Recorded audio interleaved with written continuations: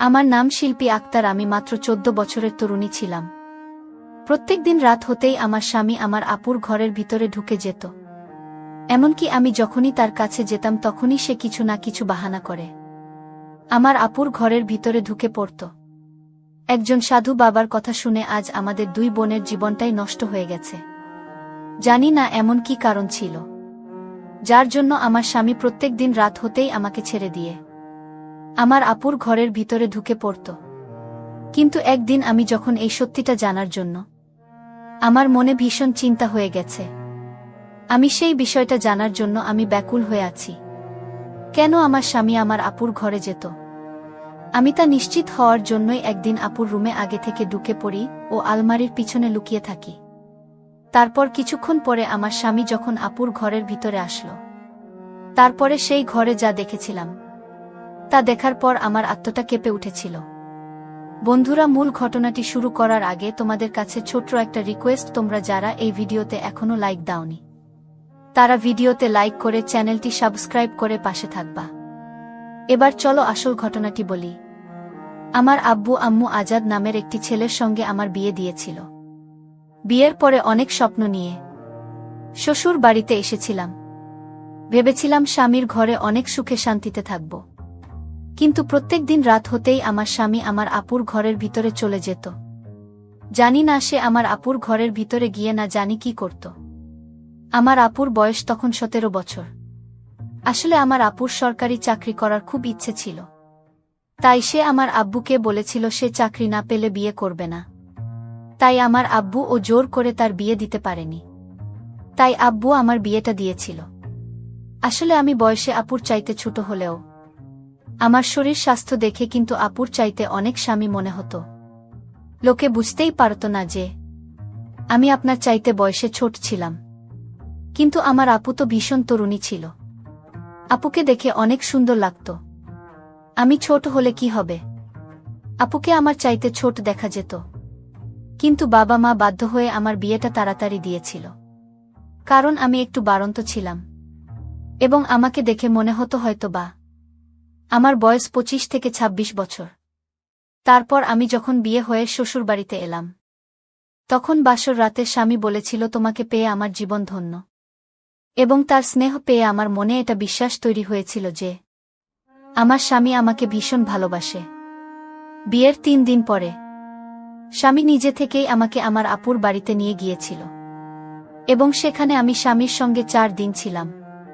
সেদিন যখন মায়ের বাড়িতে স্বামীর সঙ্গে আমার প্রথম রাত ছিল, তখন ঘুমোতে যাওয়ার আগে তার নাকি ঘুম আসছে না, তাই সে একটু বারান্দা ঘরে বসে থাকতে চায়। আমি তখন স্বামীকে বলেছিলাম ঠিক আছে, তুমি বাইরের সময় কাটাও, আমি শুয়ে পড়ছি। তারপর আধ ঘন্টা পরে মনে হলো বাইরের বারান্দা ঘর থেকে যেন হাসির শব্দ আসছে। হাসির শব্দ পেয়ে আমি যখন নিজের ঘর থেকে উঠে বাইরের ঘরে গেলাম, তখন প্রথমেই আমার ঘড়ির দিকে নজর গেল। ঘড়িতে তখন রাত্রি ১টা বাজে ছিল। তারপর আমি যখন বারান্দা ঘরে গেলাম, তখন দেখলাম আমার স্বামী আপুর সঙ্গে বসে গল্প করছিল এবং দুজনের হাতে কিন্তু চায়ের কাপ ছিল। ওই সময় কিন্তু স্বামী আমার আব্বুকে যে কথাগুলো বলেছিল সেগুলো আমি দাঁড়িয়ে দাঁড়িয়ে শুনেছিলাম এবং আমি জানতাম স্বামী ওই কথাগুলো এমনিতেই আমার আব্বুকে বলেছিল। আসলে স্বামী তখন আব্বুকে বলছিল, সোহানা, আমি যদি বিয়ের আগে তোমাকে দেখতাম তাহলে কিন্তু বিয়েটাও তোমাকে করতাম। এবং এই ধরনের কথা বলে আমার আপু ও আমার স্বামী দুজনেই খুব হাসি হাসছিল। ওই সময় আমার আপু স্বামীকে বলেছিল, তোমার মতো একজন মানুষ পেলে তো আমি অনেক আগেই বিয়ে করে নিতাম। তাদের কথা শুনে তো আমিও খুব হেসেছিলাম এবং তাদের আড্ডায় যোগদান দিয়েছিলাম।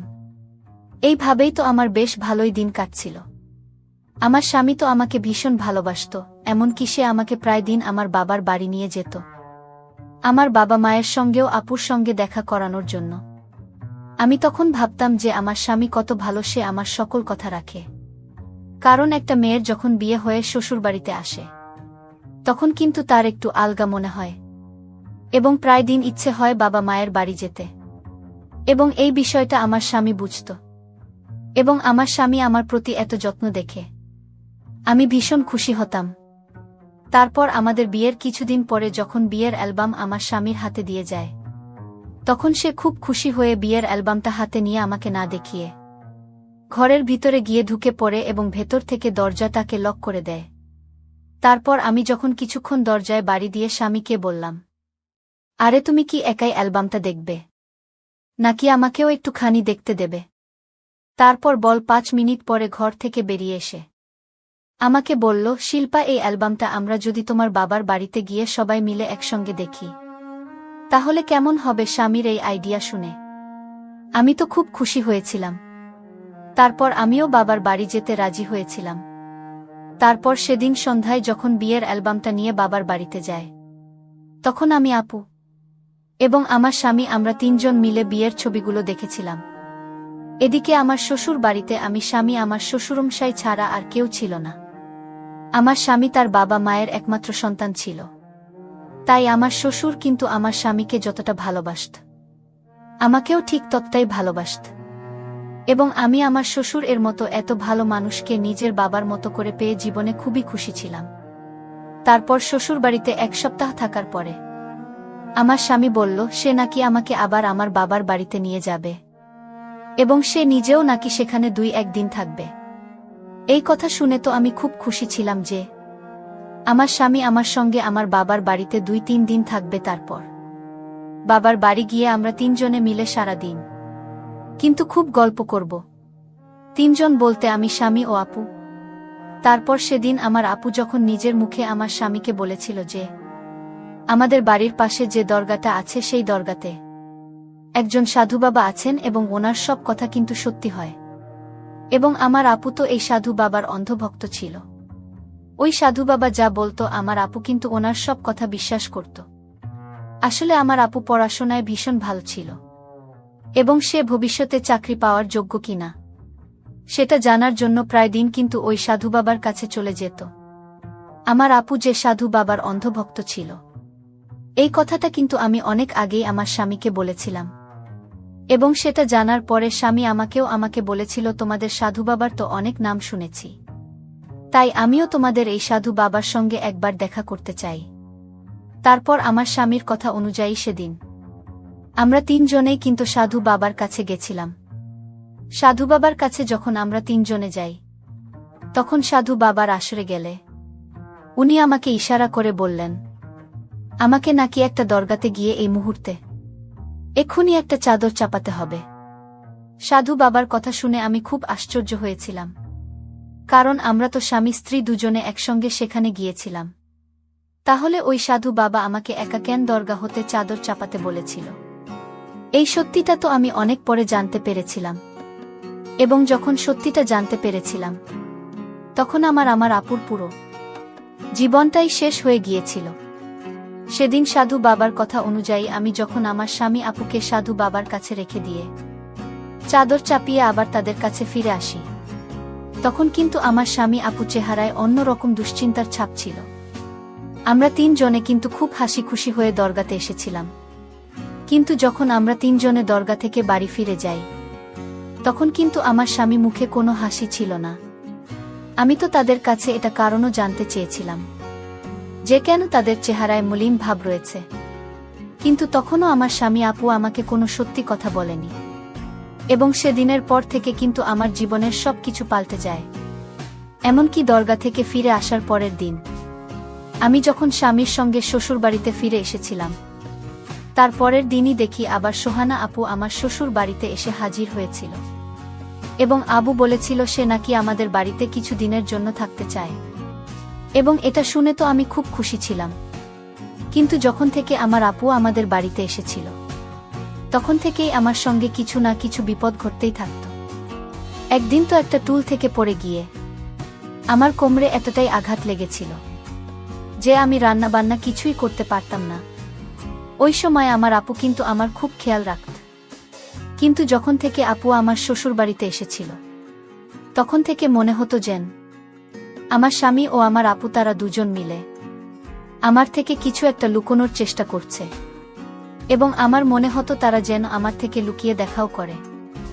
এদিকে আমার কোমর ব্যথা যখন অনেকটা কমে যায় তখন আমি আবার রান্নাঘরের কাজকর্ম করা শুরু করেছিলাম, কিন্তু আমাকে রান্নাঘরের কাজকর্ম করতে দেখে আমার আপু আমাকে খুব বকা দিয়েছিল। আমি থাকতে তো কে কোনো কাজকর্ম করতে হবে না, তুমি শুধু নিজের শরীরের খেয়াল রাখছিস, আমি তোকে খুব ভালোবাসি। আমি তখন আপুকে বলেছিলাম, তুমি একদম চিন্তা করো না, আমি এখন সুস্থ আছি, তো আমি এখন ঘরের সমস্ত কাজকর্ম করতে পারবো। আর এইভাবে শুধুই বসে থেকে আমার আর ভাল লাগছে না। এমনকি একদিন রাত্রিবেলা আমার স্বামী যখন ঘরের ভিতরে ছিল না, তখন আমি তাকে পুরো বাড়িতে খোঁজাখুঁজি শুরু করেছিলাম ওই সময়, কিন্তু আমার আপুকেও ঘরের ভিতরে কোথাও দেখতে পাইনি। এবং রাত্রিবেলা তাদের দুজনকে দেখতে না পেয়ে তো আমার মনে কিন্তু একটুখানি হলেও খটকা লেগেছিল। আমি তো এটা বুঝতে পারছিলাম না যে রাত্রিবেলা তারা দুজনে মিলে আমাকে কিছু না বলে কোথায় গিয়েছিল। তারপর পুরো বাড়ি খোঁজার পরে আমি তখন আস্তে করে ছাদের উপরে উঠি। তখন তাদের দুজনকে দেখে তো আমি অনেক বেশি আশ্চর্য হয়েছিলাম। এমনকি তাদের দুজনের মাঝে কথা শুনে আমি তো কিছুই বুঝতে পারছিলাম না যে তারা আমার থেকে কি কথাগুলো লুকোচ্ছিল। আর এমনিতেও তাদের দুজনের এমনকি জরুরি কথা ছিল, যার জন্য তারা ছাদের উপরে উঠেছিল। অত রাতে ছাদের উপরে তাদেরকে দেখে আমি কিন্তু অনেক বেশি মনের ভিতর ভয় পেয়েছিলাম। এবং এটা কিন্তু আশ্চর্য হওয়ারই কথা। আমি তখন চুপচাপ সিঁড়ির উপরে দরজার একটা সাইডে গিয়ে দাঁড়িয়ে তাদেরকে দেখছিলাম। আসলে তখন আমার আপুকে বলছিল, সোহানা, দয়া করে তুমি আমার স্ত্রীর জীবন রক্ষা করো, সবকিছু কিন্তু তোমার হাতেই আছে। তুমি যদি সাধু বাবার এই প্রস্তাবটা না মান, তাহলে তো দেখতেই পাচ্ছ তোমার বোনের সঙ্গে কত কিছু অঘটন ঘটছে। তুমি আমাকে এবং আমার বোনকে আর কষ্ট দিও না। তুমি তো নিজে থেকেই বলতে যে সাধু বাবা যেটা বলে সেটাই নাকি সত্যি হয়। তাহলে সাধু বাবা আমাদের 3 জনের ব্যাপারে যেটা বলেছেন সেটা যদি সত্যি হয়ে যায়, তাহলে তুমি কি নিজেকে কখনো ক্ষমা করতে পারবে? আমার স্বামীর কথা শুনে আপু তখন হাউমাউ করে কাঁদতে শুরু করে দিয়েছিল। এবং তার কান্না দেখে আমার স্বামী তাকে সান্ত্বনা দিয়েছিল। এবং আমার আপু তো বারবার একটাই কথা বলেছিল যে আমি এমনটা করতে পারবো না। জানি না আমার আপু বারবার কি না করার কথা বলছিল। তারপরে আমি আপু ও আমার স্বামীর মাঝে যা দেখলাম, তা দেখে তো আমার দম বন্ধ হয়ে যাওয়ার মতো অবস্থা হয়েছিল। এবং আমার আপু তো হাউমাউ করে কেঁদে কেটে আমার স্বামীর সামনে মাথা নত করে বলছিল, দুলাভাই, আমি এত বড় অন্যায় কিভাবে করতে পারি? ও তো আমার বোন, আমি যদি অন্যায় করি তাহলে আমার বোনের কি হবে? আমার স্বামী তখন বলেছিল, দেখো সোহানা, অন্যের ভালোর জন্য আমাদের কিন্তু অনেক সময় বলিদান দিতেই হয়। তাদের সব কথা শোনার পরে আমি তো কিছুই বুঝতে পারছিলাম না যে আমার স্বামী আমার আপু এমন কি ব্যাপারে কথা বলেছিল যেটা তারা আমার থেকে লুকিয়েছিল। এমনকি আমার আপু তো আমার স্বামীর কথা মানতে রাজি ছিল না। ওদিকে আমার মাথায় তো কিছুই ঢুকছিল না যে আমার স্বামী কি ব্যাপারে আমার আপুর সঙ্গে কথা বলছিল। পরের দিন সকালবেলা আমার সঙ্গে দুর্ঘটনা ঘটেছিল যে আমাকে হাসপাতালে ভর্তি হতে হয়েছিল। আমি তো রাতের ব্যাপারে স্বামীর সঙ্গে কোনো কিছু আলোচনা করার সুযোগও পাইনি। আসলে ওই সময় আমার স্বামী যখন দোকানে যাওয়ার জন্য তৈরি হচ্ছিল, তখন সে আলমারি থেকে নিজের জামাটা বের করে রাখতে বলেছিল। আমি তখন স্বামীর কথা মতো আলমারি থেকে তার জামাটা বের করতে যাই। ঠিক তখনই কাঠের আলমারির একটা পাল্লা খুলতেই কাঠের আলমারিটা হঠাৎ করে আমার উপরে পড়ে যায়।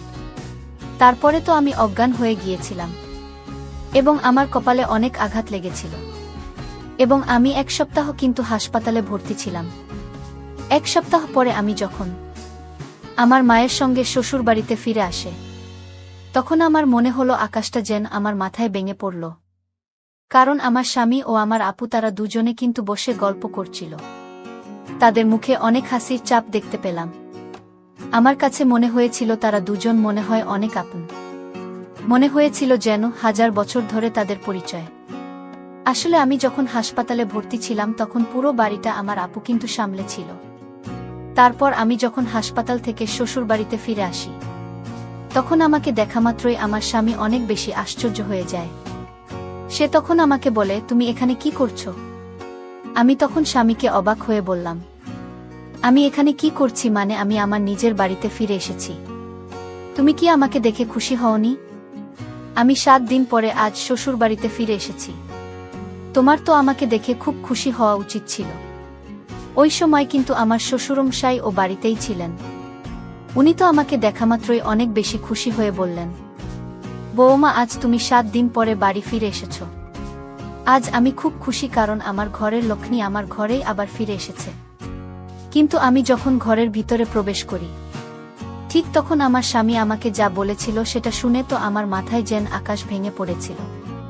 কারণ স্বামী তখন সবার সামনে বলল, শিল্পা, আমি তোমাকে তালাক দিয়েছি, তাই আজ থেকে তুমি এখানে নয়, তুমি তোমার বাবা মায়ের কাছেই থাকবে, এবং সোহানাকে আমি নিজের স্ত্রী করব। তাই সোহানা আমার বাড়িতে থাকবে, শুধু তাই নয়, আমরা দুজন দুজনকে অনেক ভালোবাসি, আমি তার জন্য জীবন দিতেও প্রস্তুত। আমি তখন হতভম্ব হয়ে স্বামীর দিকে তাকিয়ে বললাম, তোমার কি মাথা খারাপ হয়ে গেছে? তুমি এইসব উল্টোপাল্টা কি কথা বলছো? ঠিক ওই সময় আমার শ্বশুরমশাই তার ছেলের গালে একটা থাপ্পড় মেরে বললেন, এটা কি ইয়ার্কি করার সময়? বৌমা এখনো অসুস্থ আছে, আর তুই তার সামনে এই ধরনের বেহুদা কথা বলছিস। ওই সময় কিন্তু আমার আপু কেঁদেই যাচ্ছিল, এবং সে মাথা নিচু করে চুপচাপ দাঁড়িয়েছিল। তখন আমি না পেরে আমার আপুর কাছে গিয়ে জিজ্ঞেস করেছিলাম, আপু, আমার স্বামী যেটা বলছে সেটা সত্যি কথা? আমার আপু তখন কেঁদে কেঁদে বলেছিল যে হ্যাঁ, এটা একদম সত্যি কথা, যে তারা দুজনে আমার অনুপস্থিতিতে সকল কিছুই, এবং তারা বিয়েও করবে। সবকিছু শোনার পরে আমার বাবা মা তো আমার আপুর সঙ্গে সেখানে সব সম্পর্ক শেষ করে দিয়েছিল, এবং আমাকে তারা নিজের বাড়িতে ফিরিয়ে নিয়ে এসেছিল। সবকিছু নিজের চোখে দেখার পরে তো আমি তো জ্যান্ত লাশের মতো হয়ে গিয়েছিলাম। পরের দিন আমার স্বামী যখন সমাজের 10 জন লোকের সামনে আমার আপুকে কবুল করার প্রস্তুতি নেয়, এবং এ সময় কিন্তু কাজী সাহেব ও তাদের বিয়ে কবুল করানোর জন্য প্রস্তুত ছিল, ঠিক তখনই আমি পুলিশকে নিয়ে সেখানে হাজির হয়েছিলাম। আসলে তার আগের দিন রাতেই আমার আপু আমাদের বাড়িতে এসেছিল, যদিও আমার বাবা মা তাকে ঘরের ভিতরে ঢুকতে দিতে রাজি হয়নি। কিন্তু আপুর কাকুতি মিনতি দেখে আমি বাবা মাকে বলেছিলাম তারা যাতে একটিবার আপুকে ঘরের ভিতরে ঢুকতে দেয়, এবং তখন আপু বলেছিল যে তারা নাকি আমার ভালোর জন্য দুজনে মিলে বিয়ে করার সিদ্ধান্ত নিয়েছে। আমি তখন বিয়ের কারণটা জানতে চেয়েছিলাম। তখন আপু আমাকে বলেছিল, যেদিন আমরা 3 জনে দরগাতে সাধু বাবার কাছে গিয়েছিলাম, সেদিন সাধু বাবা নাকি আমার স্বামীর ও আপুর হাত পরীক্ষা দেখে তাদের দুজনকে বিয়ে করার আদেশ দিয়েছিল, এবং সাধু বাবা বলেছিল আমার স্বামী যদি আমার বোনকে বিয়ে না করে, তাহলে আমি নাকি খুব তাড়াতাড়ি মৃত্যুর সম্মুখীন হব। এবং সাধু বাবার কথা শুনে ও আমার আপু যখন এই প্রস্তাবে রাজি হয়নি, তখন আমার প্রাণরক্ষার জন্য নাকি আমার স্বামী আপনার কাছে আমার প্রাণের ভিক্ষা চেয়েছিল। তাই আমার আপু সেই সাধু বাবার কথা শুনে ও আমার স্বামীর কথা শুনে আমার বোনের সঙ্গে বিয়ে করতে রাজি হয়েছিল। কিন্তু সেদিন আমি যখন আমার আপুর কথা শোনার পরে পুলিশকে সেখানে নিয়ে এসেছিলাম, তখন আমার স্বামী বাধ্য হয়ে কিন্তু এই সব কিছু সত্যি কথা বলেছিল। আমার আপুকে আমার স্বামী মিথ্যা বলেছিল। আসলে আমি মারা যাব না, এটা আমার স্বামী সাধু বাবার নামে মিথ্যা ভয় দেখিয়ে আমার বোনকে বিয়ে করেছিল। আসলে সাধু বাবা এই ধরনের কোনো কথাই বলেনি। আমার স্বামী আমার 2 বোনকেই বিয়ে করেছিল। সে তার মনের বাসনার জন্যই ষড়যন্ত্র করেছিল। বন্ধুরা, আজকের গল্পটি এখানেই শেষ করলাম। যদি গল্পটি ভালো লাগে তাহলে অবশ্যই চ্যানেলটি সাবস্ক্রাইব করে পাশে থাকবেন। ধন্যবাদ।